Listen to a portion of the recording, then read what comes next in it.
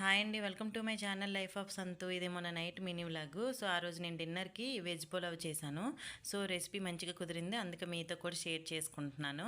యాక్చువల్‌గా green peas pulao అని start చేశాననమాట. కొన్ని వెజ్జెస్ కూడా వేయడం వల్ల వెజ్ పులావ్ చేశాననమాట. సో, ప్రాసెస్ చూసేద్దాం.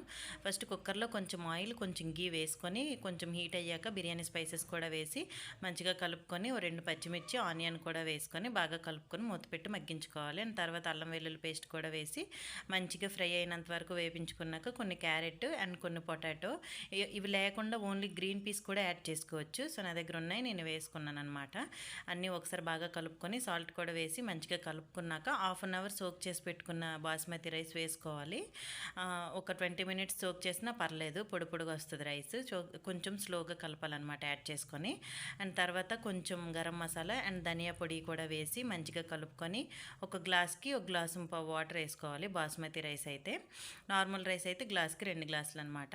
సో, ఇలా యాడ్ చేసుకొని కొత్తిమీర కూడా వేసి మంచిగా ఒకసారి బాగా కలిపేసి ఇంక మూత పెట్టేసి 1 విజిల్ వస్తే సరిపోతుంది.